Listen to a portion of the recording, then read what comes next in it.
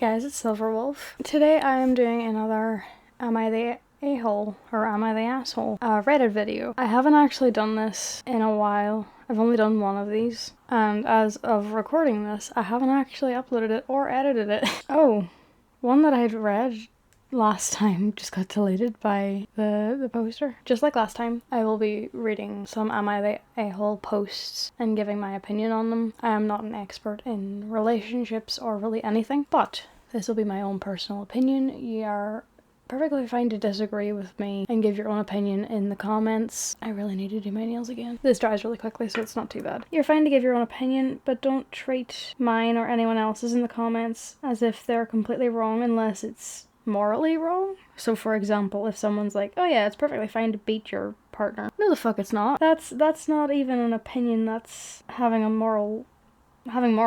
Yeah, my nails chipped today because I had a shower, which is also why my hair looks kind of frizzy-ish, because it's currently air drying. But I actually, because my nails aren't really that long, so I tend to put on fake nails, and then depending on what type of fake nail I'm using, like these were just pale, like they were regular nude kind of coloured nails, and then I just put nail polish over the top of them, so that way I still have the length that I want, but I'm not having to buy a new set of nails every time I want to change the colour, which is very handy. I'm also very fucking lazy. What else do I need to say? I'm not the first person to come up with this sort of idea for a video.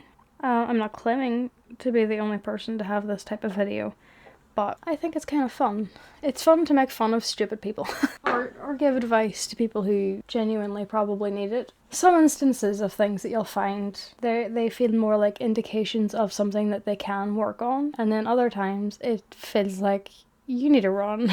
I'm not looking for any particular type of like topic. If it's relationships, familial, or work related, I'm not looking for anything specific. It's just, let's see what we find kind of thing. Also, if you see this when I sit back, that's just a burn mark from a few months ago. I'm pretty sure I mentioned this in one of my other videos, but I think it was my gaming channel and not this one. Basically, we had Storm Éowyn in Ireland in, I think it was the end of January, start of February. Somewhere around there we had Storm Éowyn, and it was really, really cold. And I used a hot water bottle, which it can have the little fluffy coat thing over it. The one that I had, you can take the actual, I look so stupid with this, but my bangs are too long now that they're in my feet, they're in my eyes, so I have to look weird. They're not styled or anything. Oh, it looks a little bit better.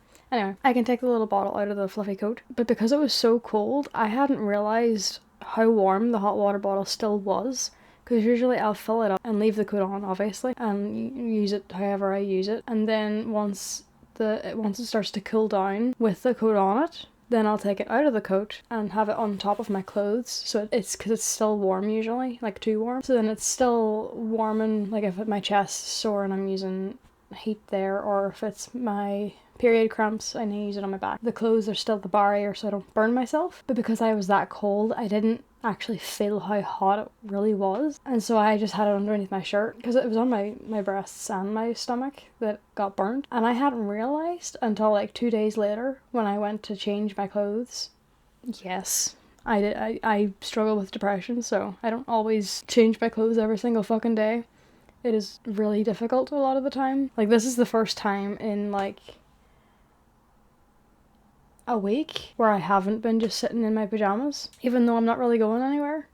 So like, good on me, I suppose. But yeah, people kill themselves when they're depressed, so don't you fucking dare get at me for not being hygienic. I've only recently started getting into a habit of actually brushing my teeth. Now, for anyone who is new to this channel, hi. I've been depressed since I was like 12, maybe a little bit younger than that, but I didn't actually. It was only starting before that, and then in high school it got really fucking bad. But for a very long time, I hadn't touched a toothbrush for years. So my teeth are fucked now. Like, I have to get 3 teeth extracted now in the next few months because they're that decayed. I already have a gap in my teeth, which is so embarrassing at the age of 23, and now I'll have another gap in this side, and then 2 of my back teeth here, which are my eating teeth, gone. It's humiliating, but I didn't look after my teeth, and primarily most of that was because I literally couldn't get the energy to pick up a toothbrush and brush my teeth consistently. So now my teeth are fucked. Most of it is fillings rather than an actual tooth, so I'm in a lot of pain a lot of the time.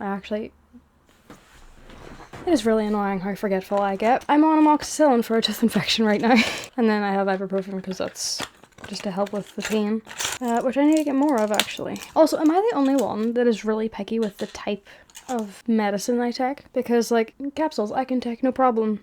These ibuprofens I can take no problem. Guess why? Because they don't fucking disintegrate the second it touches my tongue and then makes me want to throw up. I really struggle with tablets now because I had a tooth extraction, which was, I don't know what they're called. I call them extra teeth because my mouth wasn't big enough to fit them. So they grew inside. I had 3 grow.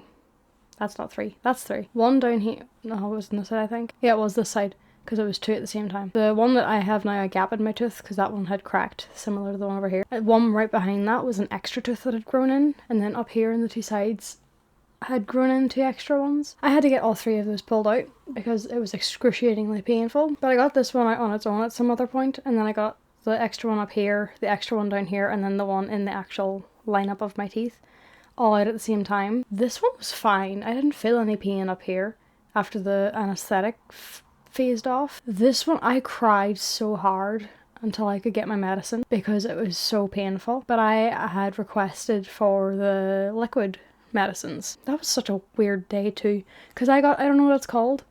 I know I'm having a yap session now, but if I don't get it out then it's just gonna annoy me and I won't be able to focus, so you can skip ahead if you want. I always have timestamps anyway. Yeah, I had gone to get that tooth out because the other tooth I'd gotten out in the dentist just normally. These ones I had to go to a specialist for, more than likely because it was multiple teeth and it could be just, I think one of them was like kind of curved in my gum, so they're like, you need to be under anesthetic for it. So then they ask you what type of sedation you want. There's the one where you're fully awake and you're just numbed out.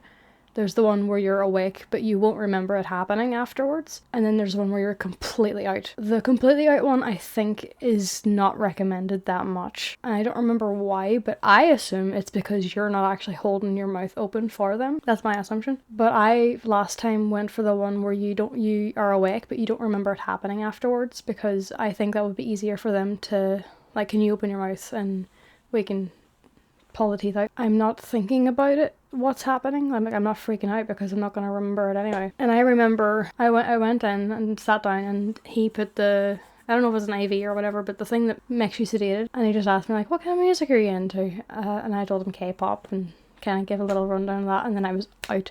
Next thing I know, I'm waking up bawling my eyes out in the same chair, and like, this I don't know her name, but she was really lovely, but she was the one like texted me out of the room and into like the waiting room to try and help me calm down. I don't know why I was crying like that. I think because I have really bad anxiety, I think when the sedation wore off and I woke up, all of that anxiety just kind of blasted into my brain and I fell into like a bit of a panic attack.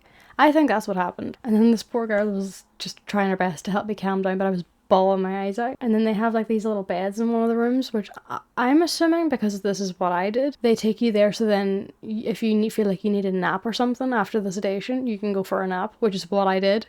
I immediately went to sleep and then I woke up and apologized for crying because I didn't know why I was reacting that way, and she was like, no, that's not the first time that someone's reacted that way, like you were probably just worried. And I asked her if I could have the liquid versions of the medicine, so amoxicillin and ibuprofen. Can you give me the liquid versions, and is there any way that you can give me the nice tasting versions? Which the amoxicillin one isn't for children, but it tastes a bit like banana flavoured medicine, which is fine. It's not the best, but it's fine. And then the ibuprofen one is for children. They gave me, she put in my sheet for my prescription for the strawberry flavoured children's one, so I got 2 of them because for an adult one wouldn't do because they're like little tiny ones. And now that's my go-to, the ibuprofen liquid. That's my go-to for medicine if I can find it, because it actually tastes nice. Why do they give adults the disgusting tasting ones? Just because we're adults doesn't mean we all like licorice or honey and lemon. I was sick for like the last week and I had to use cough medicine, and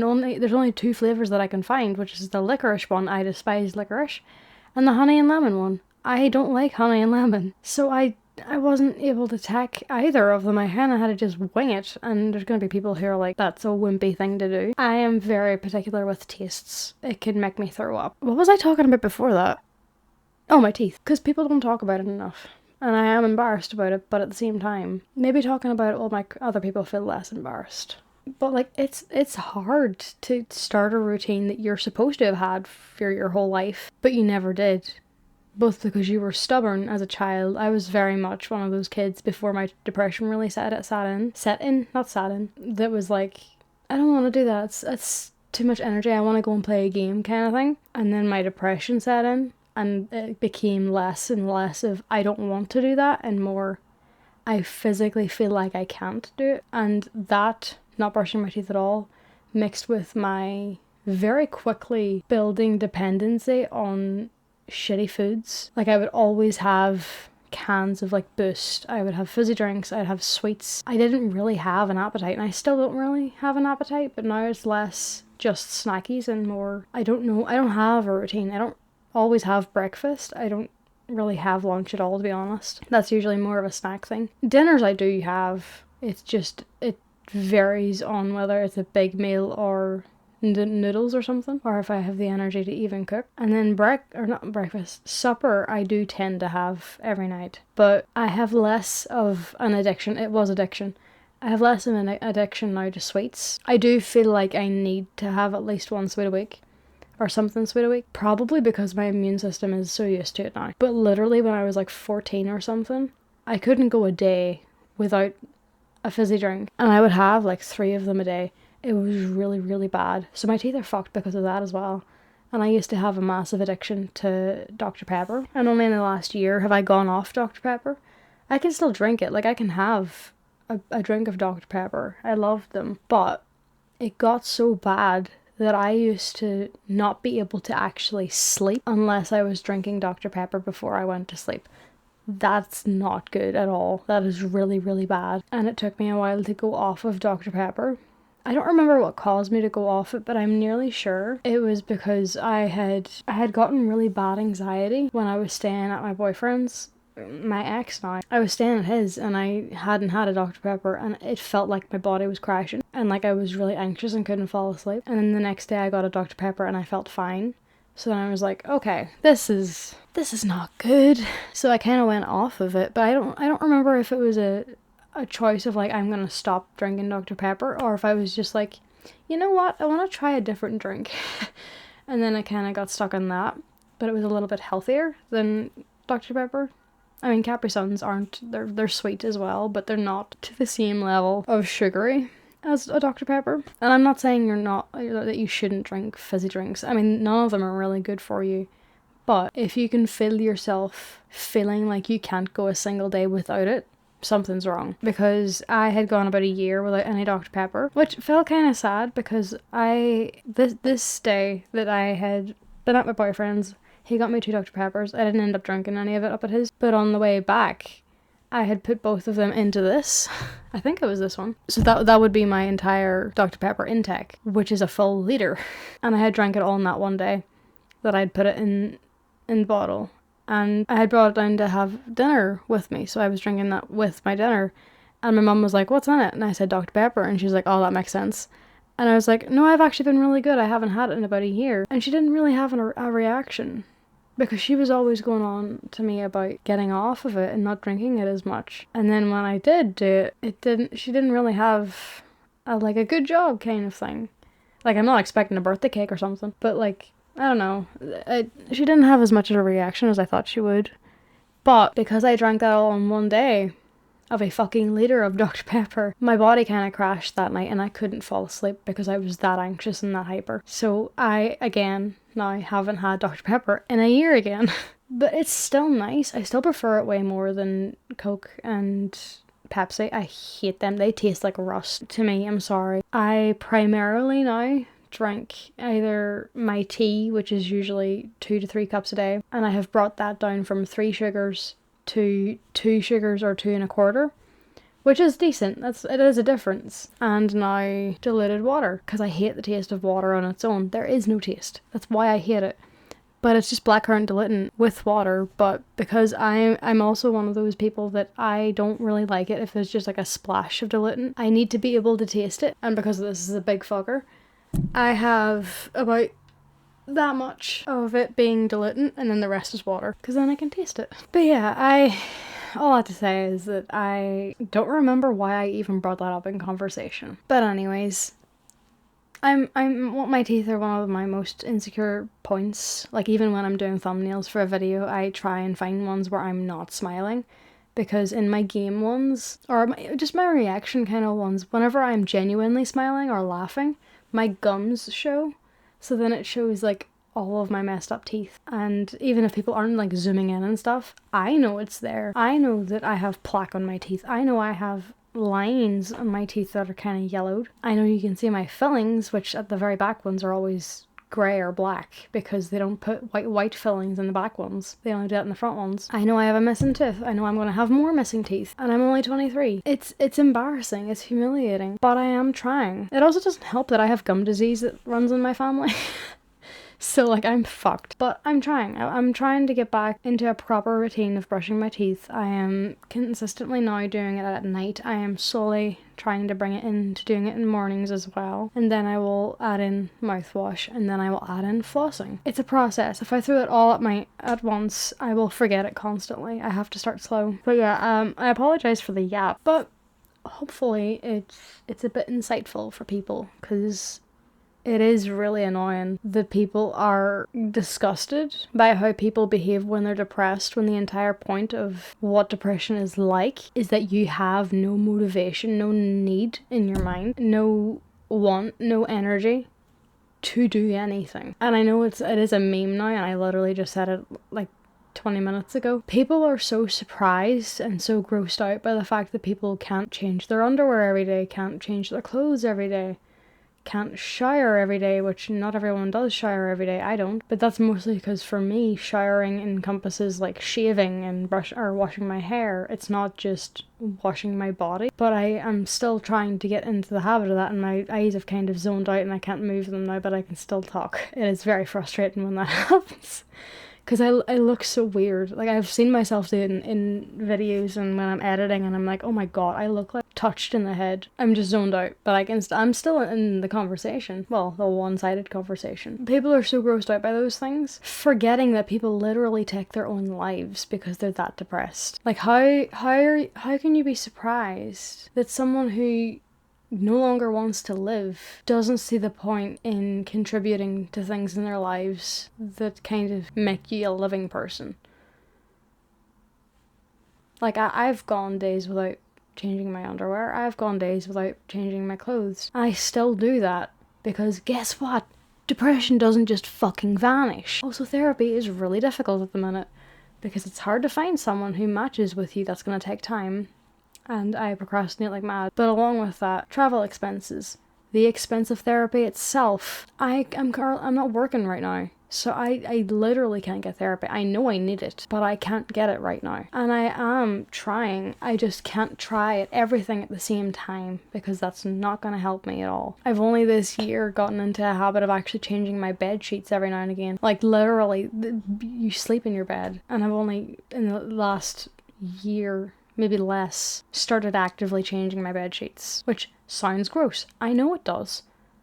But when you're stuck in your bed, it's your little comfort zone. Like, I used to go months without changing my bed sheets, which I am fully aware is not good at all. But I've gone from not changing them for months to changing them about once a month. That is still progress. It is still not great, but it's progress. And you should do things at your own pace. Not everybody works at the same pace. I don't know. I think people should stop being so judgy with people who are struggling, because there's a difference between struggling and being lazy. I can be lazy, but when it comes to things like being clean and getting dressed, those aren't me being lazy. It's me trying to force myself to have the energy to do it. And I wish people were a bit more open to understanding that, rather than just being like, oh, that's disgusting, because I already feel disgusting. I don't need someone else to tell me that. It's the same as if someone said, go kill yourself. You don't need to tell me that. I do that all the time. I don't need someone else to tell me it. It's actually why I think if someone did send me a death threat, I don't think it would work. Because I think I would probably just be like, okay, I hear that every day in my own head. You telling me isn't gonna change that? It's not going to make me worse or better, it's just going to be stagnant. That is both serious and a joke, but I am fine, don't worry. I'm less on the dangerous ideation side of depression currently. I was there, but it's less that and more I don't see the point in anything, but I'm still pushing myself to do things that I enjoy, which is like things like recording. But I haven't done it in a while because my mum and her boyfriend's here. So I've been waiting to have a moment where I can record. I couldn't do it yesterday because my toothache was so bad that it gave me a really bad headache and I just couldn't record. So now I have today and probably tomorrow to do a bit of recording while my mum's not here because her boyfriend usually works downstairs, so it's less worrying about him hearing me. But my mum is usually in her room, which is literally right there, so she would probably hear me even though she has shit hearing. Hi, so it's like a year later basically from when I recorded this new hair, new tattoo, new location, because I recorded a lot of these before I actually moved house, and that was over a year ago. But I never got to the fucking point of talking about why I can only have certain tablets. I explain the whole process of me deciding on what I can take. I never actually say what caused the issue. So here it is, just a little tiny clip I'm putting in. Basically, at the end of that extraction thing, went home, bawled my eyes out once the pain started to wear off, and I was feeling all of it. And my sister's friend had been over that day, and that was very embarrassing, because they just came in to the house, and I'm like kind of covered in blood in my mouth, because my dad for some reason didn't fucking tell me that my mouth was covered in blood when I came out to the car to go home. He just sat there. But it makes sense now because when I got in the car, he looked, you know when someone looks at you and they don't say anything, but you know they're looking at something specific and you don't know why. And I didn't pull him up on it in the moment, but he was kind of just looking at me like, he didn't squint his eyes, but I knew he was thinking something. And now I know that he was trying not to laugh because I had blood all over my fucking mouth. Only figured out I had blood all over my mouth whenever we stopped at the shop and I asked him if he could get me a bottle of water. I pulled the mirror down in the car and could see it. And then I scolded him when he came back in the car for not telling me, and then he laughed. But when I got home, my sister and her friend came in and they were both like, oh fuck, because the pain had started already and I was bawling my eyes out, pacing back and forth because I got my dad to go to the chemist to lift the medicine for me because I was not going into that chemist. I was not going out in public, bawling my eyes out with how much pain I was in. Like, it hurt to talk. And when he came back, I took the medicine, but it was taking a while to actually take effect. My sister's friend happened to have Cocodamol on her, so she was like, do you want to take a Cocodamol? Like, it's a really strong painkiller. It might help to take away the immediate pain, to let your actual medicine start sinking in properly. So I took the Cocodamol, and these are like big things. They're not small tablets. Took one, was fine. I was out cold within 5 minutes. One of my top 5 sleeps that I've actually had that were good. I can count on like one, maybe 2 hands how many times I've actually had a decent sleep. My sleep is not that great. I was out cold, slept for hours, and then she happened to be there still whenever I woke up again, and I said that the Cocodamol really helped because I slept through that fresh pain, all of that fresh pain. I slept through it. So she gave me, I think it was 1 strip of Cocodamol tablets. The second one I took, because of the type of tablet this Cocodamol was, and I already, with taking tablets before this, I have to like prepare myself to swallow the tablet because it always feels like it's gonna get stuck. I think I have a really small windpipe, to be honest, or I don't know, esophagus, whatever the fuck they're called. I think I have a really small one, so tablets always feel like they're gonna get stuck. So to take a sip, I have to take a sip of water, swallow that to like let the pipe get wet, is how I visualize it. Then I take another sip, hold it in my mouth, put the tablet in, and then I have to like hype myself up to tip my head back and swallow. I did that for the other Cocodamol. Didn't taste great, but like it went fine. The second one is where everything went wrong, because this is one of the tablets that disintegrate. It got stuck in my throat. It didn't start disintegrating on my tongue. It got stuck in my throat and started to disintegrate. One of the worst tastes I have ever had in my entire life. And I immediately had to run and throw up. And I was bawling my eyes out because I really hate throwing. I can't be around people that throw up. The smell of it, hearing it, feeling it makes me panic. And ever since then, I've been genuinely really scared and picky with medicine. And now I'm even more picky with medicine. That was the point that I was trying to get to with that storytelling, and I just didn't get there. So I apologize for that. There's your conclusion. A fucking year later, editing-wise, not upload-wise, but yeah. But yeah, so there's your little yap session. Do things at your own pace. It's a process. Try not to throw everything at yourself at one time, because it's not going to help anybody. Try not to judge yourself too much when it comes to things like this, because people think that it's always in your control when things like this aren't something anybody wants. If you do want this, something else is wrong. Yeah. So, anyway. Yap session done. Am I the asshole for letting my sister hold my baby against our mother's wishes? Okay, from the title alone, it's your baby. Why does she get to decide that? Okay, I, 29 male, have a newborn baby. Okay. My 9-year-old sister, whom we'll call Kylie for privacy reasons, has been so excited to be an aunt for the first time. Kylie has a physical disability. She struggles with fine motor tasks and has a slight tremor in her hands when holding objects. Okay, so before I go any further than that, 9 is old enough to be able to hold a baby. With her disabilities, I would literally just have her sitting on a sofa. So they're cushioned, and she doesn't have to do a lot. She just has to hold the baby. And if she drops the baby, they're falling on the sofa. That's all I would do. Like, she can still hold them. Because of this, our mother stated that she did not want Kylie to hold the baby ever. Oh. Ever. She kept saying how Kay's hands can't be trusted. Okay, that feels like ableism. And it would be best if she just looked at the baby. But Kay was so excited to meet her new niece that I decided it was worth trying. With some assistance from me, she was able to hold her without issue. When our mother saw it happening, she was not happy. She said that it was irresponsible of me and repeated that Kylie's hands can't be trusted around the baby. She started talking about how when she says no, as a parent, I need to respect that. Am I the asshole? I don't think you're the asshole. 1, because you were assisting her.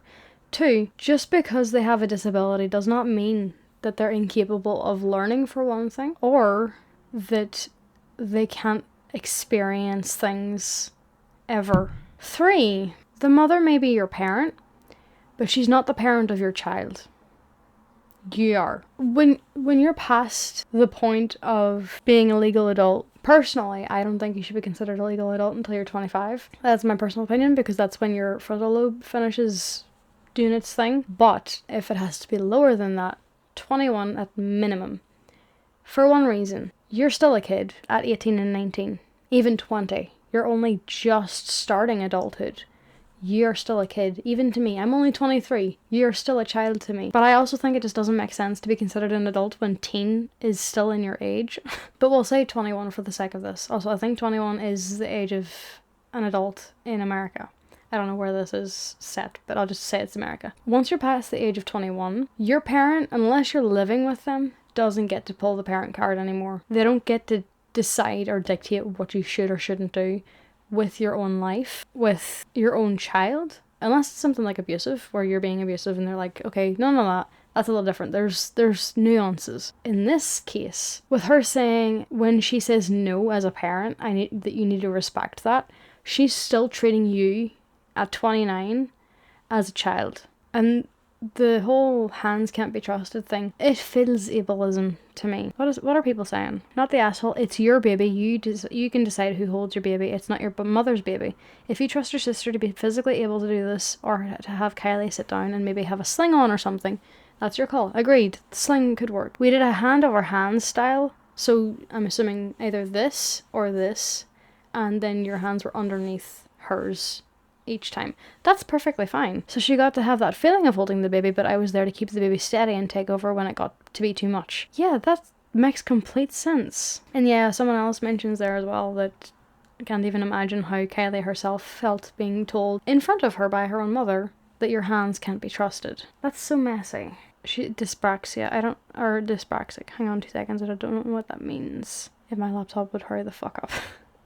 Developmental coordination disorder, also known as developmental motor coordination disorder, development dyspraxia, or simply dyspraxia, is a neurodevelopmental disorder characterized by impaired coordination of physical movements as a result of brain messages not being accurately transmitted to the body. Okay, so I don't think I've ever seen a person with it personally, but I'm going to ask, is it similar to those cats that have the wobble syndrome? I don't know what it's called, but where they literally can't coordinate where they're walking and how much strength's going into their motor skills. Is it similar to that, but just for a person? And if that's the case, then yes, she would need some help, but it doesn't mean that she would never be able to do it, especially if you're helping her or if she's sitting on a sofa or something. Not the asshole. Your mother seems excessively focused on what Kylie can't do rather than what she can, or what assistance she might need in order to do it.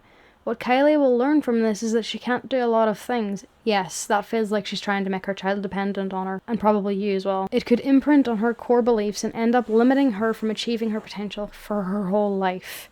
Your mother needs to be challenged on this. If she refuses to listen, then continue to support your sister's independence by finding ways to help her do things she's been told she is physically unable to do. Absolutely. I can't believe this is the first time in your life your mother has been controlling and dismissive. I expect that your nurturing perspective is the result of living this way, not the asshole. You're a great brother and dad. I told Kay I'd give her $10 to water my plants recently. Mum's immediate reaction was, she can't do that. Are you serious? Kay struggles with a lot, but she was more than capable of doing that task. I take her struggles into coordination. I made sure the watering can wasn't too heavy and told her she could have bricks, but I still let her try. Yeah, no, she seems to be the type that assumes if you're even slightly disabled, then you're completely incapable of everything, which is not healthy at all, and it won't help anybody learn or evolve in their existence. Yeah, I'm saying not the asshole for that. Am I the asshole for playing a voice recording to prove to my friend her daughter isn't non-verbal? Okay, I'm probably going to do this every time, but going based off of the title just and saying what I feel. From that title, it does feel like a breach of privacy, but also putting the child in an unsafe position, because don't know if you know this, but selective mutism is a thing. For anyone who doesn't know what that means, a basic summary of it is someone who is mute, but they can speak. They physically can speak. They're not mute for like ever, but they can only speak in situations or with people who they deem as being safe or comfortable. So for example, if they're safe with their mum, they can only talk to their mum when no one else is there.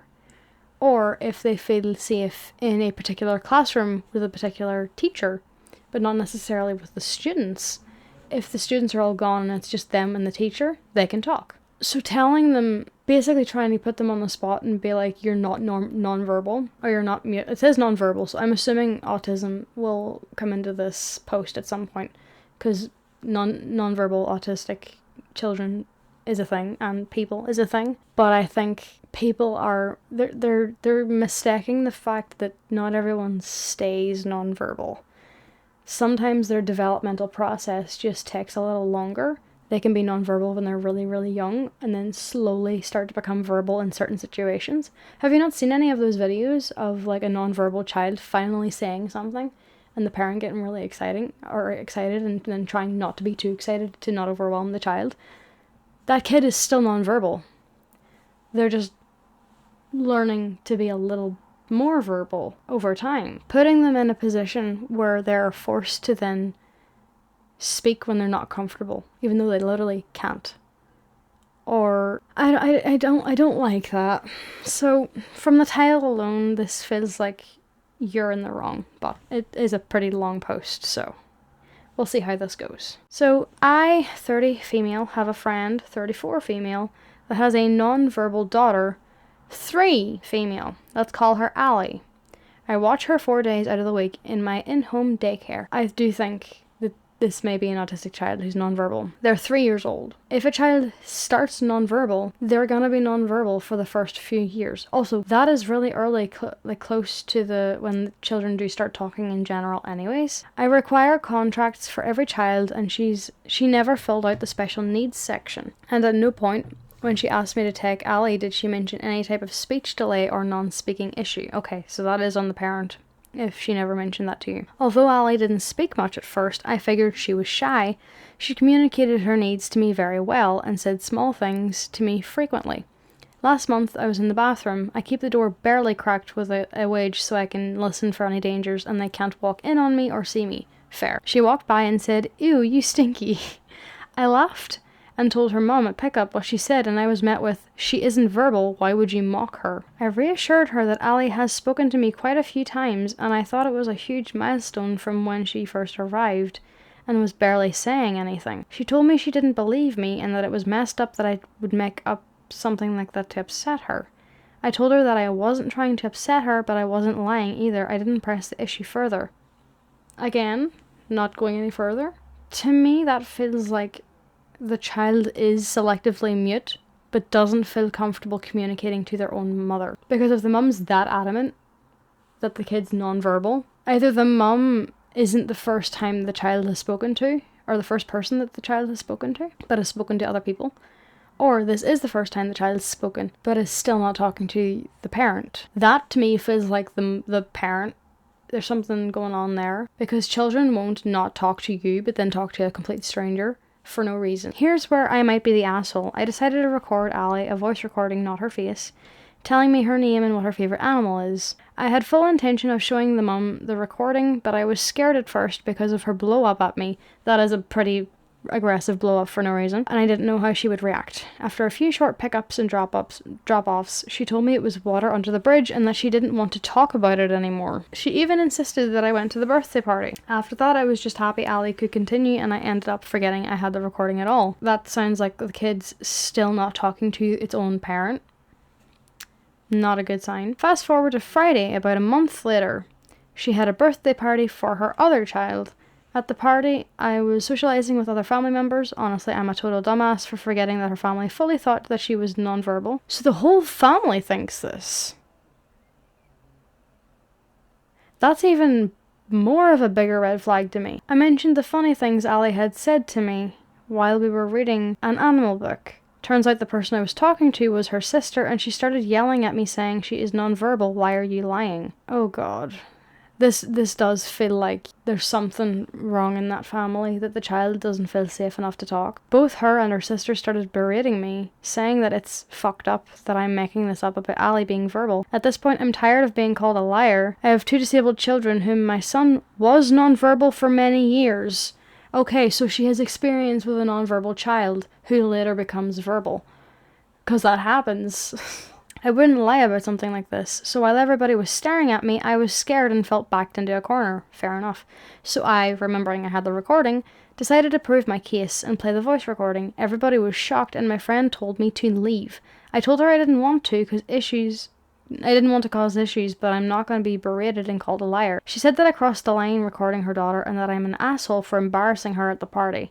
Now I feel horrible and wondering if I should just let it go. There's an edit after this, but I'm gonna just personally say I do think it was a boundary crossed to record her, because that is a child, but at least she didn't record her face. But the family, again, this feels a little bit ableist, the family refusing to just accept the fact that, like, you can have a nonverbal child who then becomes verbal as they go through their life. Is the mother preventing her from talking? Like, if she speaks, if she says anything, does the mum get mad if she speaks, like forcing her daughter to be nonverbal? And then when the kid's with someone outside of the family, she feels more comfortable speaking? Because, like, ew, you stinky is, for a 3-year-old, a full sentence. That is a full sentence. That's not a choppy sentence. This feels iffy on the side of the parent.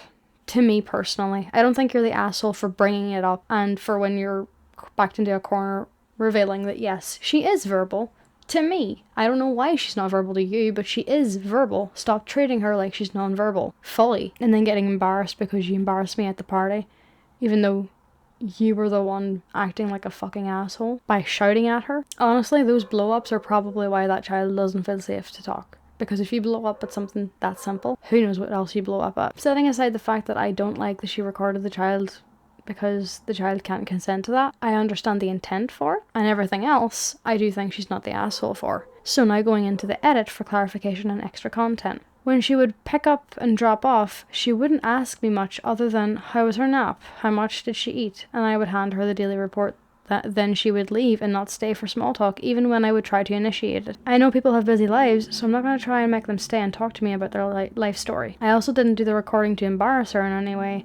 I didn't mean any vindication by it. I can admit I should have shown her immediately after I recorded it, but I'm also human and I was afraid for a second blow up. Then after her saying it was water under the bridge, I was just happy that she wasn't going to take Ali away, so I put it in the back of my head and forgot about it. I feel bad about how I went about my defense, hence the post. I know it was unprofessional and unethical. I apologize profusely at everybody at the party and the family as well. I will be putting cameras in my home that everybody will have access to, as well as updating all the contracts to let parents know what is going to happen going forward. Peace of mind for everybody sounds good to me. Also, I will be making a call to CPS about the situation to see what they have to say.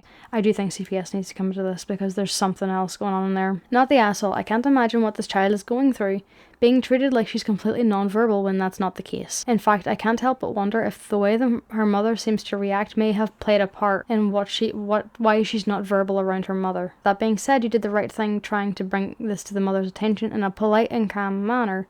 Her reaction was unreasonably abrasive, as any parent of a non-verbal child would be over the moon to hear that the child is beginning to make progress. Yeah, it would make more sense if she was like, oh, I'm sad that I wasn't there to hear them speak for the first time. But her fully blowing up was completely unreasonable. I don't think recording the child's voice was in the wrong. You weren't posting it all over the internet. That's a good point as well. You weren't going behind the mother's back and showing people the recording, and you only did it after she berated you for lying, which wasn't the case. You've recorded the voice to specifically try to update the mother on her daughter's condition, as having that updated knowledge is important. I would normally say it may have been a better option to ask permission to record the child's voice, but judging by the way you described the mother, I feel like that probably would have just led to more conflict in the first place. ETA also, she embarrassed you at the party, not the other way around. It's not your fault she feels embarrassed for not knowing her own child better. Fully agree with that. You should call the state again. In fact, if your state is anything like mine related to mandated reporting, I think you are required to do so in this instance. You have a child who is known to talk, who is forced to be non-verbal by her mother, and is so insecure with her own mother that she won't communicate her needs verbally. That's a BFD. I don't know what BFD means. Hang on. I should keep another tab open for these because I don't know what that is. BFD. Okay, I don't know what that actually means. Also, Munchausen by proxy level of a big deal. Yes, I was trying to think of that. This feels like the parent is trying to force the child to be non-verbal and then not even telling anybody about it and being surprised when the kid talks because they're not being treated like a nuisance. But also, is it maybe that the parent is completely negligent of the child, like they're ignoring them to the point that they don't hear them talk, so then they think that they're non-verbal? Yeah, someone else mentioned it here. Well, her daughter maybe is selectively mute. Generally, it's a condition caused by anxiety and fear. The people they talk to are those they find trustworthy and don't cause them anxiety or fear. So either the mum is scaring her child constantly or she's doing something to push the nonverbal diagnosis for some agenda. Absolutely. This made my call CPS spidey senses tingle. What on earth is happening in that home that this child will not talk in front of her family? Yeah, it's the whole family too, so it's not just the mum. I used to have Ali at the daycare this is OP. I was previously working at when she was a baby. I ended up leaving because the other teachers were borderline abusive, emotionally and verbally, to the toddlers in the room next to me. Aww. I called state on them multiple times, but nothing was ever done. Doesn't surprise me in the fucking slightest. I left there 2 years ago. My friend said she continued at that daycare up until 2 months ago. She confided in me saying that Ali was abused at the daycare but didn't go into details. I told her why I left the daycare, and that's when she asked for a spot at my in-home daycare, and I obliged. Since then I have noticed that Ali gets scared very easily. If she drops something, she immediately gets scared and says, I sorry. Poor girl. But other than that, I haven't seen really any other signs. But I'm also not a psychologist of any sort. I've taken classes before on child abuse, but I think I need a refresher course. Yeah, so that could be a mixture then of how the parent treats her and blows up unnecessarily at home, and then being abused at the daycare. And then finding a daycare with someone who doesn't treat them like shit helps her feel more comfortable speaking. So, not the asshole. Am I the asshole for lashing out at my family after they found private videos on my phone? Again, based on the title, they should not be on your phone. It is your phone. They should not be going on that. I, 18 male, used to be extremely overweight 3 years ago. I could barely jog a block. I can't even jog that much because I get dizzy and really exhausted super fast. But over time, I got into long distance running and it's completely changed my life. I've lost a ton of weight, I'm healthy now, and running has become something I genuinely love. I even compete in races.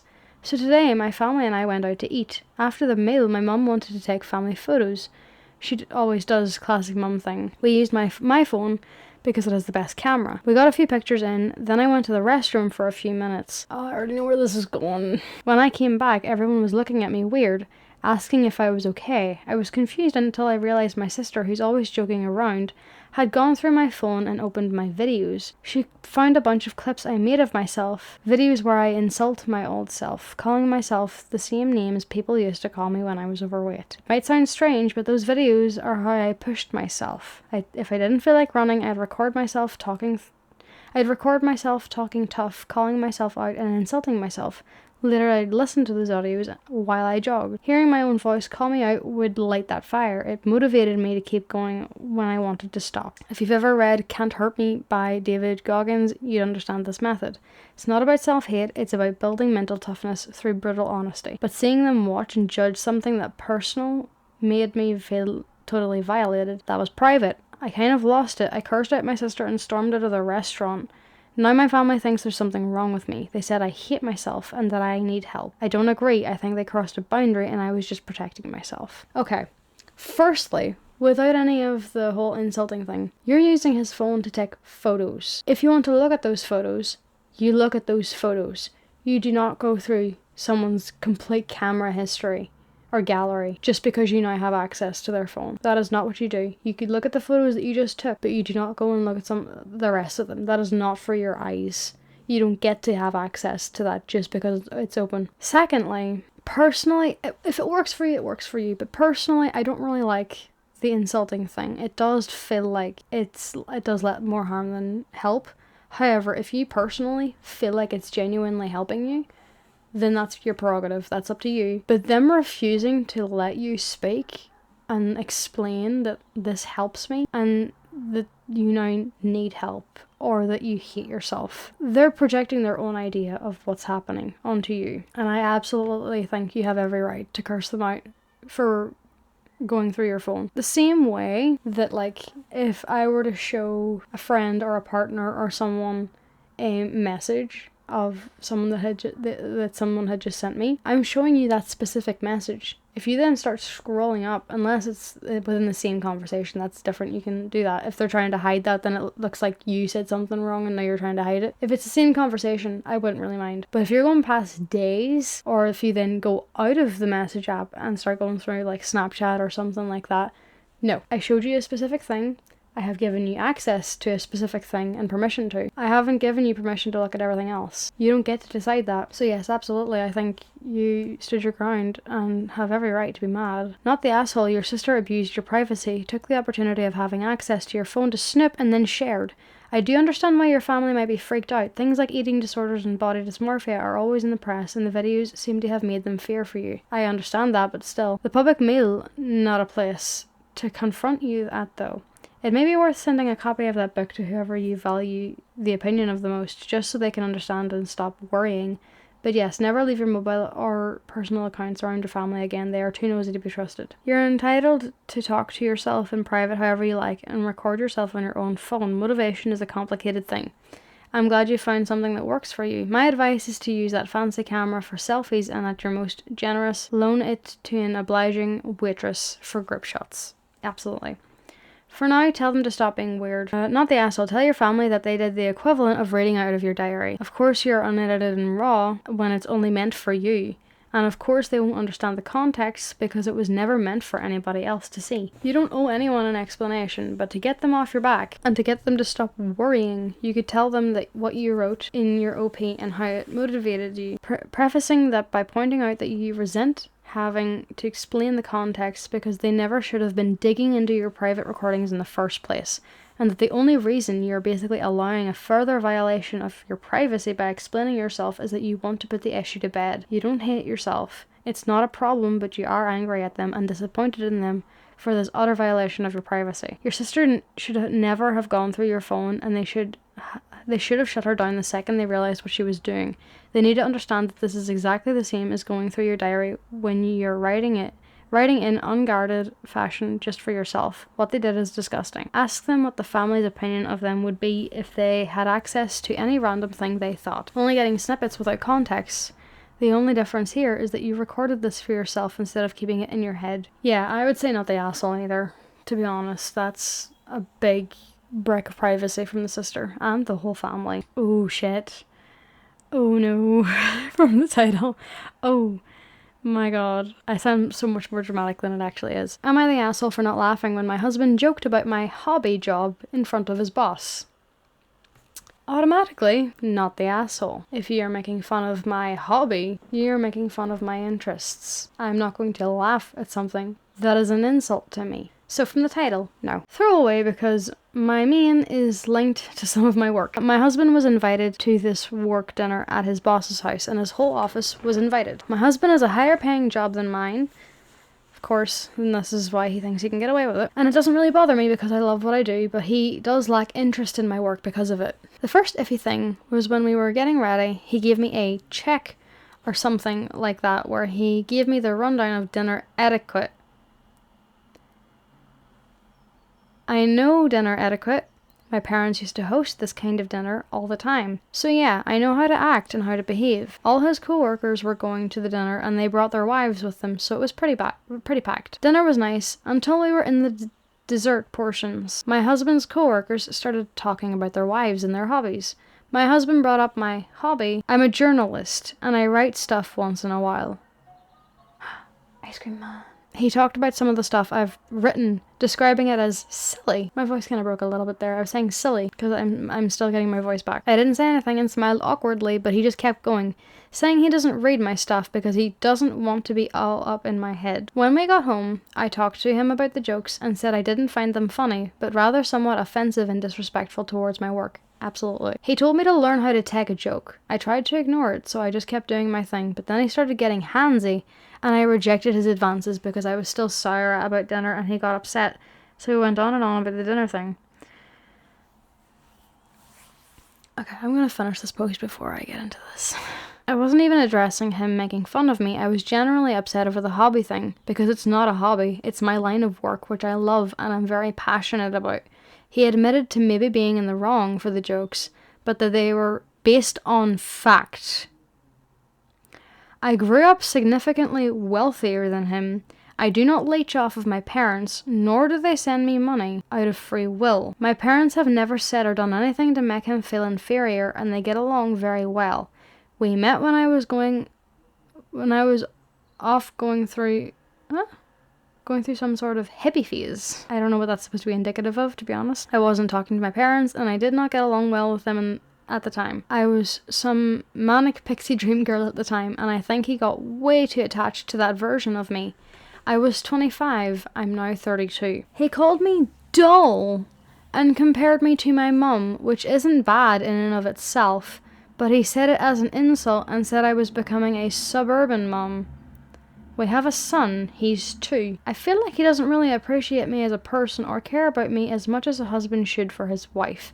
I get what he's saying, but I'm getting older, I'm a mum, and I'm advancing in my career and have a lot on my plate apart from that.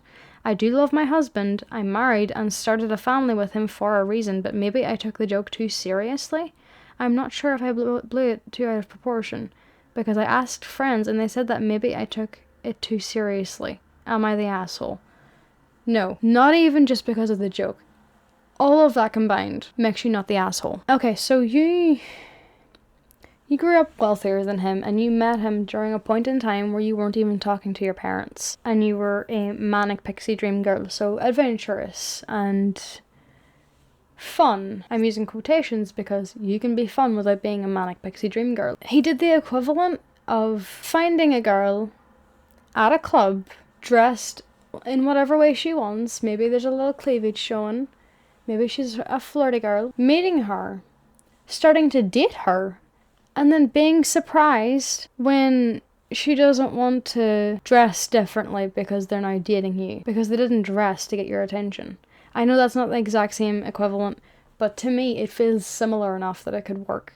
Because he's expecting that girl to change. He's expecting you to stay the same after a what? 26, 27, 28, 29, 30, 31, 32. 7-year difference. A lot of things can change in 7 years, especially after you become a parent. But him expecting you at 32 as a mum with a full-time job to still be manic pixie dream girl, to still be the adventurous one who can just do whatever she feels like. You can't. I'm sorry. You have a child now. You can't do that until they're older again, because they're dependent on you, which she said her child is 2. They are fully dependent on you. You can't just drop everything and do what you want. One of the many reasons I will never be a parent. But him calling you dull and comparing you to your mother as an insult and saying that being a suburban mum is a bad thing, you should not be with this man. He has no respect for you as the mother of his child, as his wife, or of the fact that, you know, people change over the years. I am not the same person I was at 14. I am also not the same person I was at 6, because people change. I will more than likely not be the same person as I am now at 23 when I turn 30. People do not stay the same throughout their whole life. That is just not how people work, and you shouldn't be expecting them to. But this sounds like he has some sort of fantasy of the perfect wife. I kind of want to know what he's like as a parent. Because if he's this disrespectful to you, as the mother of his child, as his wife, does he even take any time out of his day to look after the child? Or is that just stuck with you since clearly you don't have a real job? Which is essentially what he's saying. He's calling her full-time job a hobby because she's wealthier than him. He feels inferior to her, so he feels like he has to bring her down a few pegs. I don't think you're the asshole, personally. That feels like you're just standing up for yourself. Not the asshole, but here's some brutal honesty. Before I even start, hopefully they're being genuine, but a lot of people use brutal honesty as an excuse to be a dick. Please do not be a dick. You may love your husband, but either he doesn't love you or is embarrassed of you. Yes, I agree. He isn't insecure, he is an outright asshole. Telling you you're dull, complaining that you are being a mother instead of whatever he thinks you should be, treating you like you're stupid. The joke is just another in a long line of him abusing you mentally because he isn't happy, so why should you be? I am sorry, but the moment anyone treated me like that, I would walk out. Love is great only as long as both feel it and respect the other person. He doesn't respect you. If this isn't stopped now, if the boundary isn't put up with strong consequences, then he will continue on this way. He will teach your child one of 2 things. To treat you this way, that you're stupid. He is to treat his future spouse and partner this way, that this kind of thing is acceptable, or he will treat your son the same way, make fun of him, don't care about how it makes him feel, look in front of others. He will put him down, beat him down because a child will think it's their fault, they deserve it, they are bad. People can say this is the extreme, but the moment oh yeah, that's what I forgot to say as well. When you bring it up to him, and immediately after he tries to get handsy and tries to initiate sex, no. Too many fucking men think they can get away with bad treatment, so long as they then love bomb them afterwards. Which is what that was. You weren't initiating sex because you actually wanted it. You were initiating it to avoid the conversation and trying to make her feel better because you made her feel like shit. Absolutely not. Fuck that. But the moment he went from take a joke and saying sorry to being pissed you won't have sex with him and then putting you down is the moment this went from a small tiff to outright abusive behaviour. Absolutely. This has nothing to do with the joke he made at this point. This has to do with how he treats you, how he demeans you, breaks you down. This is him abusing you so he can get whatever satisfaction he can from it. This is you needing to take a stand and stop letting him treat you this way, of letting your child, who sees and hears more than you think, who's learning at a very fast rate, see this and think this is okay. Someone else replied to that. When I met my manic pixie dream girl, I was working in the coal mines as a contractor. I had a job that I loved, making more money than she did. Most people would not have been cut out for it, and I thought I was a badass. She came from money, and I kind of thought she had a hobby job too. I went to pick her up from work one day. She was making meals for the Boys and Girls Club in one of the poorest parts of town. I watched her and the other staff members work with like 100 kids for an hour and quickly realised she put more into a shorter shift than I did in a 12-hour day. Don't let anyone disrespect the work you do, and if they do, don't stay with them. There you go. There's someone who had a similar mindset to the guy and then realised he was in the wrong. It is not that hard to do. Not the asshole, you're a team until you're not. My wife needed a break from the rat race after a horrible work experience. I don't know what that is. I encouraged her to quit and take some time to heal. Out of the blue, she brought out that she had always wanted to write a book. I encouraged her to do it. For years I read every book, went to book shows with her, helped where I could with story ideas. She wrote over a dozen books over the next 5 years. It was as much work to promote them as it was to write them. She never made any money to speak of, but I still admire her for frigging writing a dozen books. Absolutely, that takes fucking work. I have like 14 to 20 book ideas in my head and have barely started any of them because I keep getting new ideas and I can't sit down and write them. Would anyone be interested in me doing a series on this channel to do with writing my own books? They're more than likely never going to get published, so it's going to be a bunch of spoilers, but if anyone's interested, let me know. Sadly, I think authors are viewed as hobbyists until they literally hit the New York Times bestsellers list because everyone thinks they could write a book or article. I have written a white paper for my business before. It wasn't a negligible effort to write even a few pages about something I am a subject matter expert at. The one time I really thought I was done when my marriage was because I was concerned she lost her respect for me. Nobody wants to be a punchline in some main character's story. When he met you, you were some hippie girl with no future, so he was better than you and that made you perfect for him. Then he knew your parents were rich and you will probably inherit some of that. You have a job that you love, pays good, and could be seen as a smart people job. So now in his mind, you're actually better than him, so he needs to put you down so he can keep feeling superior. Not the asshole, but he is a huge one. I agree. Someone responded to that saying, I agree with this, not the asshole if it's real. However, for someone that claims to be a journalist and a writer, the grammar, spelling, and punctuation are atrocious, so probably fake. You do know there's such thing as not proofreading and emotional posting? Just because she's a journalist, one, doesn't mean she's always going to be perfect at her grammar, because she's not writing an article, she's writing a Reddit post where no one gives a shit about that kind of shit. But along with that, she's probably frustrated, so I doubt she would be taking into account any of her spelling. That's a bit of a strange one, but yeah. Not the asshole, in my opinion. Am I the asshole for making my sick husband clean up his vomit? I'm 50-50. Because there's a few different scenarios. If you have I don't remember what it's called, but that genuine phobia of like vomit, where you can't be around the smell or can't be around people who are vomiting, it makes sense that you would ask them to clean up their own vomit. So that's one thing. If they threw up and then they just demanded that you clean it up, I would be pissed to make them do it as well. If they're really ill and they throw up, then I would just help them. I'd clean it up if they're really sick. However, if there's the fourth option, which I'm hoping this is not the option. If it's the fourth one that I'm thinking of, which is that they either consistently or just this maybe once had gone out drinking and they know their own limits, but they went past it and then threw up and expected you to clean it up, then I'd make them clean it up as well. I'm hoping it's not the fourth, but it is the one that I'm expecting the most. So I'm 50-50 with the title. Throwaway. My husband has been dealing with a stomach bug of some kind the last few days. So he's sick. Vomiting, diarrhea, nausea, etc. I've been taking care of him in the house and the kids by myself because of it, which is a lot of work, with 2 under 5. Ooh, 2 children under 5. Holy shit, that would be exhausting. This morning my husband wanted to try eating something, so I made him toast as requested. As he was on the couch nibbling on his breakfast, I was making our toddlers their breakfast and feeding them when I hear him violently gag in the other room. He'd been hanging out in the living room during this entire illness, so he had a trash can there in case he had to puke or whatever. I called out to him to remember to use it or to go to the bathroom if he thought he was going to vomit. He didn't listen and threw up all over the floor and got some on the couch.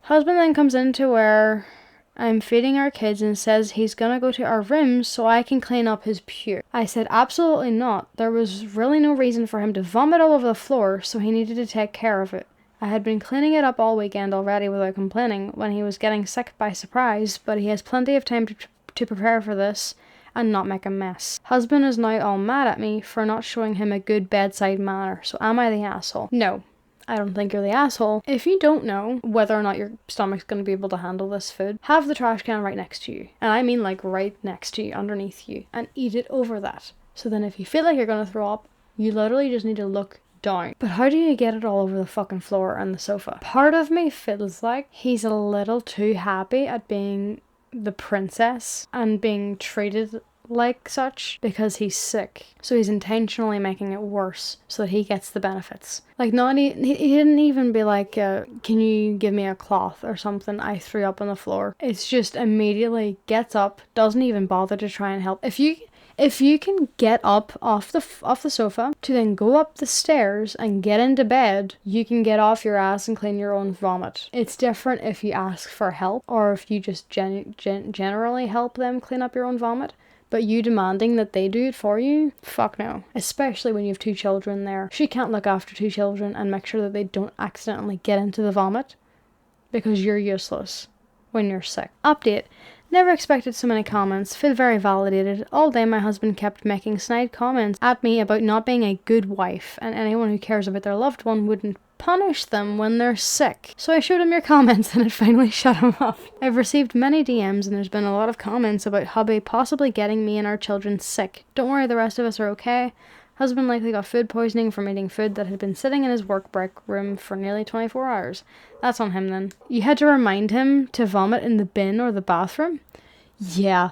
If you shouldn't have to be reminded for that. If anything, whenever I feel even slightly sick, even if I don't throw up, I always have a basin or a bag right next to me within reaching distance. You do not need to be reminded of where you should throw up. Children know where to fucking throw up. I've been so violently sick before that I couldn't make it to the bathroom and threw up in the hallway, so I know it's not always possible to control it, but you know what I also did? Clean that up myself because A, I'm an adult that can clean up after myself, and B, I didn't want to potentially expose anyone else to my horrible stomach bug germs. Your husband is being selfish and inconsiderate, not the asshole. I agree.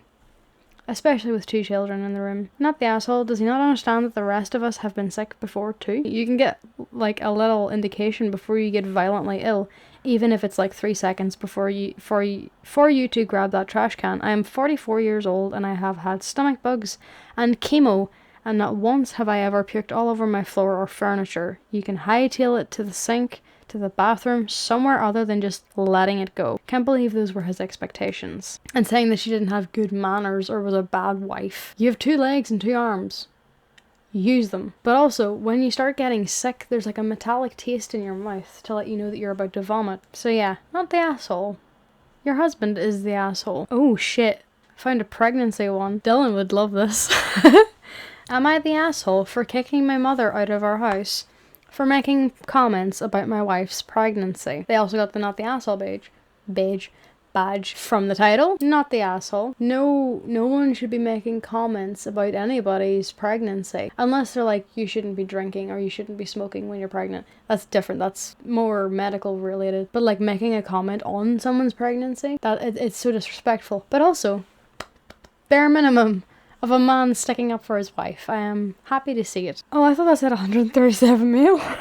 There's no space there. I, 37 male, have been married to my wife, 36, for 12 years. Oh, that's a long time. We have a 10-year-old son who's autistic. Okay. 3 years ago, my wife had a stillborn. Oh, the fact that he brought that up. There's going to be some sort of fucking comment. I already know. She's currently 21 weeks pregnant, and of course, we're hoping for the best and praying, of course. My wife has severe anxiety about this pregnancy now as well, along with nightmares, and I've just been trying to do my best for her.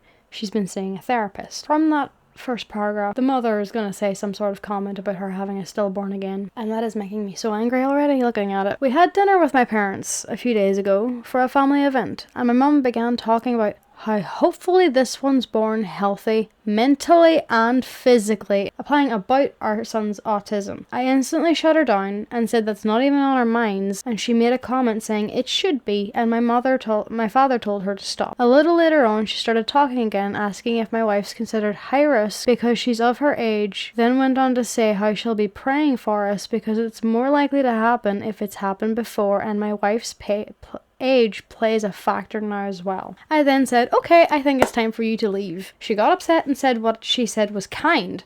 In what fucking world is that kind? And I said I had already told her not to bring it up. We got into a huge argument and she But she did end up leaving, and my father apologised on her behalf. Later that night, my mum started texting me, calling me, and said she couldn't believe I would kick her out of my house for saying she'd pray for me and how badly I broke her heart tonight. She went on a rant how this isn't how she raised me. She texted me again today, saying she's still waiting for an apology. Am I the asshole? No, you're actually a decent fucking person, for once. In what world is telling someone who's had a stillborn, which, for anyone who doesn't know what that means, it's not the same as a miscarriage. A miscarriage is the atoms dying in the stomach, and you basically shit it out like your period. Graphic? Best way I can describe it.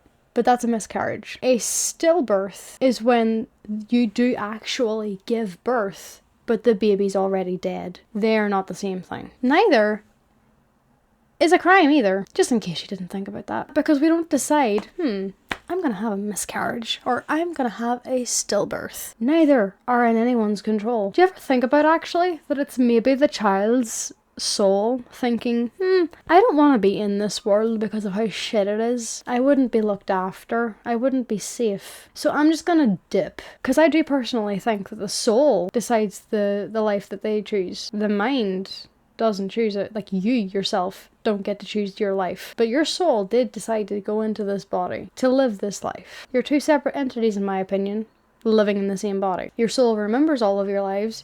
You don't necessarily, though. My personal opinion. But what if that is what happens? I do find that fascinating, but at the same time, I feel like that would shut up a lot of fucking idiots who don't understand the concept of choice and not being in control. Miscarriages and stillbirths, you can't control. That shit just happens. You can cause them, yes, if you are constantly drinking or smoking or something. You can cause them, but it's usually unintentional, and a lot of the time they can still happen even when you're healthy, even when you don't drink, even when you don't smoke. They can still happen. It is not a fucking crime, and neither should abortion. That should be a choice. That is healthcare. Where was I going with that? Oh yeah, so stillbirth. She gave birth to a dead child. Do you know how traumatizing that is? To know, hey, that fetus in your stomach is dead, but because of how old it is now in your stomach, how far you've gone through the pregnancy, you still need to give birth to it. And then having another child before that who's autistic, which people really need to stop treating that as if it's some sort of fucking disease. It's not a disease. It is just a way of life and a different developmental process. It is not a demon possessing your fucking child. Of course, she would have anxiety around this pregnancy and that she needs to go to a therapist because she's having nightmares and anxiety about it. That is a completely reasonable response.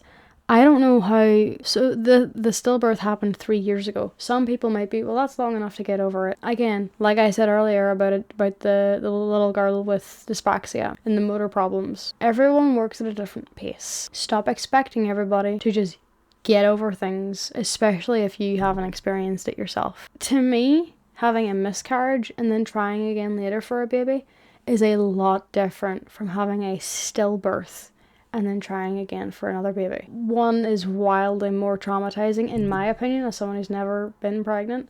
One would be worse than the other, but they're both just as painful and traumatizing. For then the mother to be like, hopefully this child is born more healthy mentally and physically, you're insinuating that there's something wrong with the autistic child, and you're also bringing up and re-traumatizing the mother and reminding her of the fact, by the way, you had to give birth to a dead baby 3 years ago. That is not something you bring up to them at all. If you want to outwardly express that, do that in your own diary. You do not bring that up to the person that's been traumatized. You do not bring up that to the family. You do not bring that up during a pregnancy. And then to bring it up again and say that her age plays a role, that essentially blaming her, blaming the mum, the wife that is pregnant, if something goes wrong with this baby, whether they turn out autistic as well, or if they die, it is the mum's fault. That is what you're insinuating by bringing up her age playing a factor. And then obviously the OP is like, okay, get the fuck out, which absolutely I'm with you in that one. And then she got upset and expects an apology from you. Has your mum ever been told no? Has your mum ever been put in her place, or told that she can or can't say something, or can or can't do something? Because I don't think she has. Going based off of this, it seems like she's used to having her way. Because I'm the parent. I know what's right. My opinion is fact. And then her saying, you broke my heart and this isn't how I raised you. You would think the mum would be proud of the fact that her son just stood up for his wife from her being disrespected. But no, she's the one that's hurt. She's the one heartbroken, even though she's the one who re-traumatized your wife by bringing up the fact that she had to give birth to a fucking dead child of no fault of her own. And has an autistic child, which is nothing wrong with that. I'm putting the blame on her if something goes wrong with this pregnancy too. While she's pregnant, and then expecting an apology to her? Fuck no. Not the asshole. For some reason people think they have the right to speak every thought that runs through their heads to their family members, even when those words are not helpful. Her saying that, oh, my words were kind. No, they weren't. They were traumatizing. Excuse me, I would have slapped her into next Thursday. Even though those words were not helpful, that seems to be the case here. I am certain that everyone you know is hoping that your child is healthy and not on the autism spectrum. However, it would be cruel to bring that up in conversation. Why is it a bad thing to be on the autism spectrum? I would just say that everyone's hoping your child's healthy, and by healthy, they're alive. They're able to breathe. They're able to consume food. You know, from my experience, when a family member starts that sort of conversation, it is always under the guise of, I was worried and I care so much, which supposedly makes it okay, but it doesn't. It never occurs to them that the need to shut up doesn't just apply to other people, it extends to them as well. Of course, it's the same people who demand apologies due to the hurt feelings for the problem they caused. Don't fall for it, you did nothing wrong, and you don't owe an apology to anybody. Not the asshole. That was the right choice for your wife, your son, your marriage, and yourself. Your wife does not need to be told what the risks are or how her history could impact the current pregnancy. Your wife is a grown-ass woman who is so acutely aware of her situation that she's having nightmares. Your mother wasn't being kind or helpful. She was being cruel. Allowing someone to be cruel to your family in their own home, which should be their one guaranteed safe place, would make you the asshole. Stopping it makes you the good guy. For your wife and son's sake. I think you need to keep your mother away from them both during the rest of the pregnancy. You can see your parents whenever you'd like. You can invite your father over, he seems fine. Your wife is already scared and anxious. Your mother thinks your son is somehow less than. Please subjecting your family to your mother. They don't deserve the insults and abuse. Absolutely. Also, I would honestly be on the verge of cutting her off. If my mother ever, she never would. If my mom ever said something like this to me when I was pregnant, I would go non-contact with her. You should not be treated that way. At all. And then, but her also saying, I'll pray for you, and because after that, before that sentence, she was saying that she hopes, more or less, that she hopes the child is alive and not autistic. So her saying, I'll pray for you, is also saying, I hope your child's not autistic. Because that's so awful. Not the asshole, but also, just for anybody out there, if you don't want an autistic, disabled, non-verbal, generally struggling child, don't have a child, because there is no guarantee that you will never have those things come out of your child. You don't get to decide that. And then the same goes for if you don't want a trans child or a gay child, someone else on the identity and sexuality spectrum. Don't have a child. You do not get to decide those things. No one does. No one should get to decide those things. So if you don't want them in any of your children, don't have children. Moving on. Would I be the asshole for telling my sister-in-law to start parenting our child better while they live with us? I don't think so. I don't think you would be the asshole. One, because if the child is bratty or messes around, whatever, if you're living in your own house, that's for you to deal with. But if you're living with me in my house, it is my rules. That is not my child. You are the parent. You should be the one taking responsibility and, I suppose, training them, raising them to be respectful in other people's houses, but also in their own house. If they behave like a little shithead in your house, you should still be raising them to learn to be respectful. Based on the title, I'm going to assume that the child's a bit of a brat and that their parents are like, yeah, well, they're just a child, they can do whatever. So they're taking the wrong route of gentle parenting. Gentle parenting is not they can do whatever they want. There are still rules that you need to follow. Gentle parenting is just not abusing your child and actually helping them learn, but still making sure they take responsibility for their own actions. I, 30 male, live with my wife, 30 female, and daughter, 7 months old. Oh, she's young. In a smallish 3-bedroom, 1-bathroom house. So I'm assuming one of those bedrooms is going to be a guest room. Back in November 2024, my sister-in-law, who's 24, female, and her daughter, 7, made the decision to move to the city where my wife and I live. I spoke with my wife about sister-in-law staying with us, so this is the wife's sister, and a family friend of ours, until she finds a home of her own, splitting her time here between our place and our friend's place. That's pretty reasonable. That's respectful, so they can start getting their footing on their own, but they still have somewhere to come back to if something goes wrong. Sister-in-law moved in around Christmas, and well, it has been difficult. She's only spent 1 week with the friend. Sister-in-law actually messaged my wife the first night. She stayed with friend, asking if she can come back to our place. Okay, so either she knows she can get away with more at your house, or something's uncomfortable or something with the friend's house. But we'll see what happens when we get through the rest. Sister-in-law has been to maybe 10 house viewings and applied for all of them.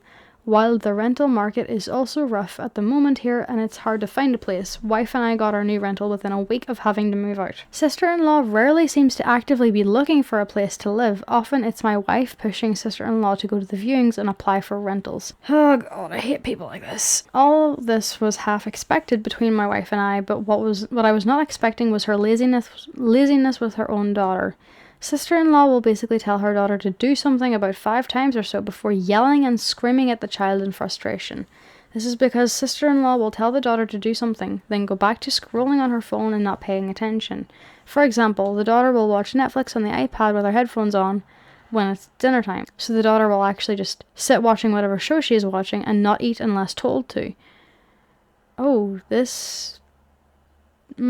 Sometimes the daughter will do something she shouldn't, like kicking the drawers to our baby's clothing drawers. The daughter sleeps on a mattress in the baby's room while Bob sleeps with my wife and I. Sister-in-law will yell at her to stop from the lounge room. 2 minutes later I will hear the kicking start again and sister-in-law won't say anything for another 2 or 3 minutes. To make things worse, sister-in-law had been told they were approved for a rental and once the bond was provided they could move in.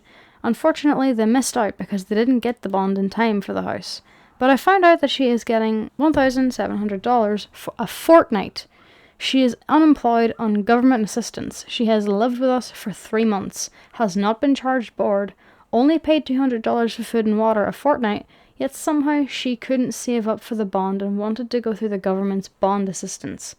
My wife and I are going to sit her down to discuss a budget with her and board, but based on these last 3 months, it feels like she is going to live here longer.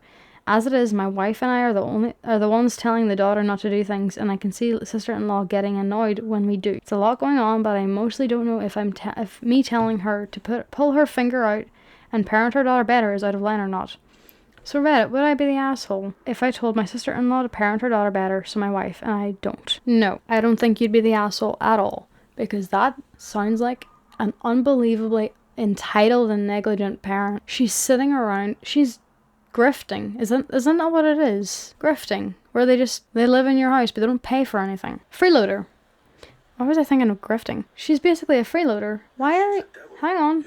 Bitch, why are you playing that movie? I haven't even started it. She's a freeloader. She saw the opportunity to live at a home without paying for anything other than food and stuff because she needs to pay for that, but also refuses to actually participate in her daughter's life properly as a parent. Like, she's shouting at her, screaming at her in frustration, but she's not actually teaching her, like, hey, this is how you do this thing, this is why you don't do that, and then getting mad at you for calling out her daughter. She should be the one doing that in the first place.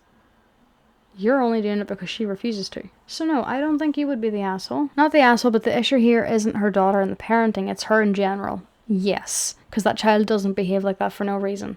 She's probably acting out because she wants attention.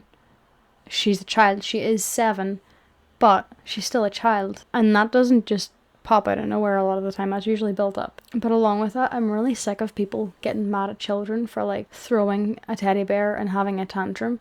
because most of the time it's because they're having a very big feeling and they don't know how to express it. So, you know, if you just sit down and help them express it, they'll get better at expressing it. That kid is probably stressed as well. Children pick up on their environment, and if the mum is absent or making no effort to improve their lives, then they're going to act out, however minor, and also be disinterested. The best course of action is to 1. Gently discuss her mental health with her, as depression could be a major factor here, and 2. Give her a deadline. It's brutal, but sometimes a deadline shows people the severity of a situation. Yeah, the mum is incredibly irresponsible, and I despise when people realize, oh, you're not gonna make me homeless, so I'm not gonna look for a house, because it's easier to freeload than just be a responsible adult. I'm not saying that if you can't get a job and you're freeloading that you're irresponsible, but if you're not making any effort, then yeah, you are irresponsible. She's making a lot of fucking money. I think you're the asshole if you just talk about her parenting, because the bigger issue here is that she needs to move out of your house. Don't talk to her about a budget. Give her a cut-off date where she has to move out of your home. That's what I feel too, because I get that it's not my place. But her lack of doing anything to help or discipline her daughter is causing our house to be louder, and my wife and I to have to tell sister-in-law's daughter not to touch or break our things. I mean, we live across the road from a park and have a decent backyard, just a small house. The daughter's either twitching around the house or put in front of the iPad and yelled at. The talking about budgeting was more to help her save money. If she doesn't want to do it, then that's up to her, but she missed out on a house because she didn't have enough money saved up. If helping her budget helps her have enough money to move out, then I am happy to do that, lol. That's fair, you're trying to be a decent person and help her budget saving money, but that's on her. Don't tell her, we'll help you budget and you can stay. Because then she'll just assume, okay, well, I'm just going to pretend to budget so I can stay longer. Give her a cutoff date. Say that you will help her budget up until then, and then she has to move out. Because it is not your responsibility to parent someone else's child when you have a fucking 7-month-old. It says 3 months had passed, actually, so 7, 8, 9, 10. Almost a year-old child, and she still has not made any effort. That is on her, and she's not parenting her own child from the tantrums that she is probably causing. Not the asshole. Being an absent parent in your own home on your own time is your business. I wouldn't say that. I'd say being an absent parent is a dick way to go, but it isn't your responsibility. But being in someone else's home, you must parent better. I wouldn't be surprised if the reason she left the friend's house is that they don't tolerate her poor parenting. Yeah. As the host, it's perfectly within reason to request that she do a better job of parenting her own child within your home. Okay. This was something I had kind of thought of, but I hadn't really properly thought of.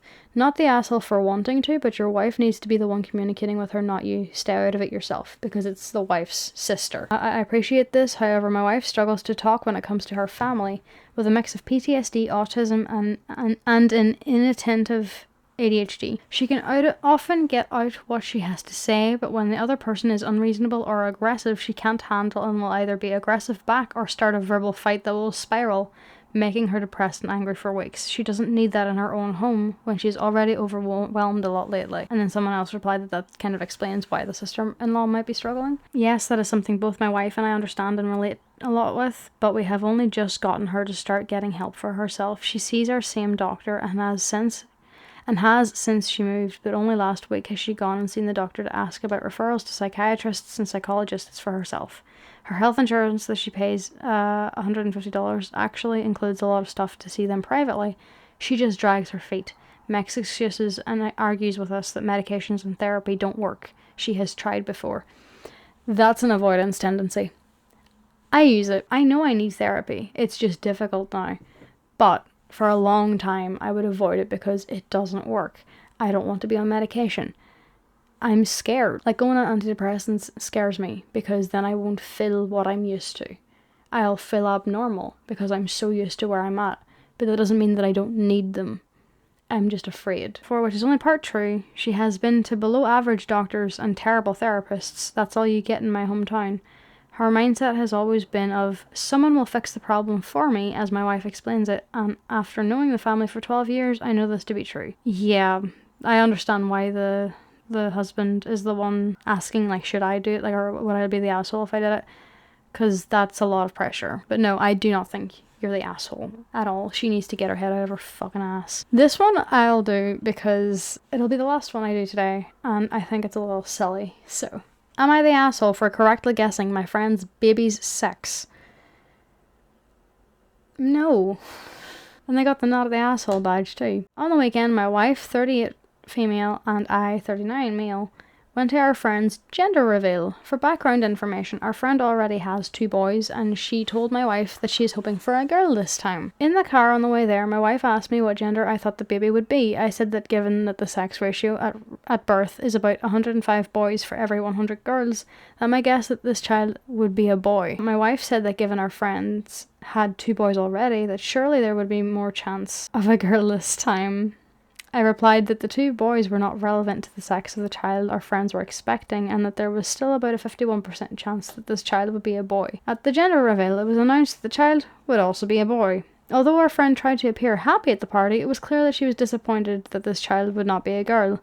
My wife also appeared to be disappointed as well. So now it's the boys and the girls switching places. Usually it's the guy that's upset about the sex. On the drive back home, my wife got angry with me and said that I could have been more supportive and that I shouldn't have been so mathematical with my guess about the baby's sex. Edited to add, could have been supported referred to my guess that the child would be a boy and my reasoning for that guess. I told her that my response was perfectly reasonable to the questions that she asked me. She didn't like that and stayed quiet for the rest of the drive home. Okay, because this is on Reddit, I had expected this to be a different way. I expected this to go a different way. I thought what was going to be happening was that at the gender party, people would be asked, what do you think it is? They'd guess, and then they'd reveal it. And the person who was pregnant would get mad at the Redditor. But no, it's the Redditor's own wife who's not pregnant who got mad. Why did you ask a question you didn't want the answer to? Why did you ask, what do you think the gender will be? And they give you a genuine, honest answer, and that just happens to be correct. And then get mad at them for being correct. I'd understand if there was no game, like no question asked about like, what do you think it is at the gender reveal? And then they just blurt out, oh, I think it's going to be a boy. Turns out to be a boy. I'd understand being annoyed at that, but he never even said it to the couple that's having the child. So he wasn't even disrespectful about it. Why the fuck are you getting mad for him being too mathematical about it and not being supportive? Not being supportive would have been him being like, oh, why are they getting pregnant again? That would have been not being supportive. Being supportive is not giving a shit what gender you get. But along with that, I'm completely on board with him on the fact that, well, they've already had 2 boys, so they're probably gonna have another boy. Because I have a cousin who has 5 kids. I don't know how she has 5 kids. They're all girls. She had expected at least 1 or 2 of them to be boys, but they were all girls. And then there's just her boyfriend. Poor guy, completely outnumbered. I feel like the more you have of a certain sex, the more you're gonna keep having that sex in your children. That is such a stupid thing to get mad at. Just because he's correct and wasn't even disrespectful about it. Don't ask a question you don't want the answer to. But also, why were you and the girl who was pregnant disappointed that you were having another boy? Again, if you want a specific gender of a child, don't have kids or adopt. They already exist and deserve loving homes just as much as your own biological child. I don't know what asshole aficionado means. When your wife said you could have been more supportive, does she mean supportive of her and her guessing game, or more supportive of the mum to be who is disappointed in her child's chromosomes? Either way, not the asshole. You answered the question you were asked in a normal way. You were effectively asked whether you think a coin flip will land on heads or tails, and answered that statistically it was slightly more likely to land on heads. Your wife said because it had been heads twice before, it must have been higher heads. It must have a higher heads chance now, and you confirmed that it doesn't work that way. Technically, them having 2 boys already would very slightly increase the chances that their next child is also a boy, since there are some genetic factors that can lead some people to have more boys and some to have more girls, and them having 2 boys already very slightly increases the chances they're in the more boys group. But realistically, the conditional change in probability after only 2 boys isn't meaningful. The wife wasn't looking for a lesson in probability or birth rate statistics. She was just trying to be positive and supportive of her friend, and knew that she really desired a girl. The question was just interpreted different by each of them. OP was focusing on logic and statistics, while the wife was focusing on bringing good vibes and feelings and supporting a friend. I think people in this thread are way too stuck on the idea that the wife thinks that OP actually affected the outcome. She's just sharing in the disappointment of her friend and isn't happy that OP didn't pick up on her intentions. He's not the asshole since he didn't act maliciously in his answer, but there's no mystery to be solved here. It's plainly straightforward. I don't agree with that, because both the wife and the woman who was going to be the mum are treating the baby being a boy as the wrong answer, which is not being supportive of themselves or the baby to be. Yes, sure, I understand being like, oh, I hope it's a girl because she really wants a girl. But to be angry at your partner for guessing it correctly to be a boy, not even in the baby shower, or not the baby shower, gender reveal, not even to the parents, just in your car, it's just the two of you. He's not being disrespectful. He's not being rude and saying that he's not being supportive. He's more than likely still going to be like, oh, I'm happy for you. That's being supportive. If you don't want a certain sex in your child, don't have kids. And it's usually the guy as well. It's usually at gender reveals where the gender reveal happens and the woman usually doesn't care because that's my child. She doesn't care whether it's a girl or a boy. It's the guy that's usually pissed if it's a girl and excited if it's a boy. So I'm surprised that it's actually the opposite in this. Not the asshole, you answered the damn question you were asked. Your wife wanted you to participate in magical thinking, not giving an honest answer. You gave a factual answer and didn't announce it at the party or rain on anyone's parade. Exactly. You simply answered your wife's direct question with your genuine thought process. Your prediction didn't cause the baby's sex, for fuck's sake. It just acknowledged reality. The problem isn't your mathematics, it's that people sometimes want comfort more than truth. This isn't on you, it's just misdirected emotion. Feels like she's blaming OP for the kid being a boy, like his prediction somehow made it happen. Magical thinking is the right phrase for this. Yeah, not the asshole, eh? No matter what you said, it wouldn't have changed the sex of the baby. I have no idea what being supportive would have done to help the situation. You said this to your wife, not the friend. You weren't rubbing anything in her face or shitting on what she was hoping for. You had a private conversation with your wife.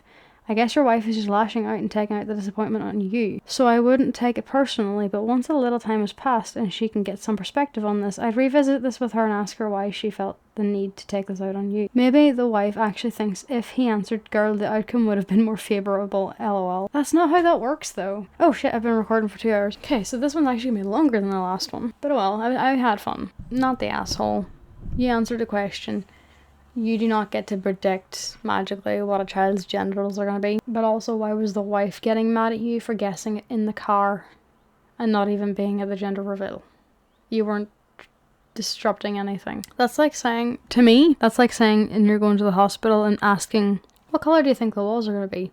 And you guess white, and then they walk in and the walls are white and then get mad at you for being correct. That's what that feels like to me. It's so stupid. But yeah, I'm gonna end the video here. Let me know what your thoughts were for this. I apologize for the yap at the beginning, but more than likely all of you skipped that. That's okay. I do plan to do this occasionally. It takes a while to edit. Let me know your thoughts on all of these. Am I the a-hole? Am I the a-hole posts, and whether or not you think they were the a-hole and why or why not. I'm surprised that I keep finding ones that I actually agree with a lot of the time. I don't really find ones that I don't agree with. I might do another one of these later after my grocery shopping.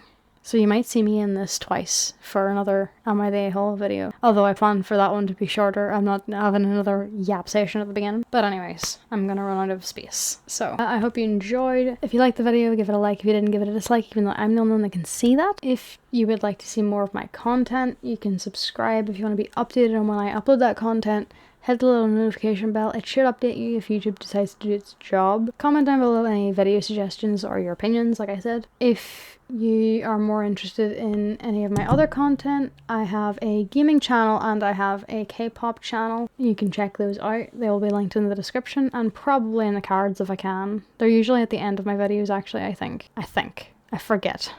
I know they're at the end of my videos on my gaming channel, but I don't know if I've done it for this channel yet. I might put them at the end. But otherwise, I hope you have a good day and take care of yourself and take care of the pack while I'm away. Bye!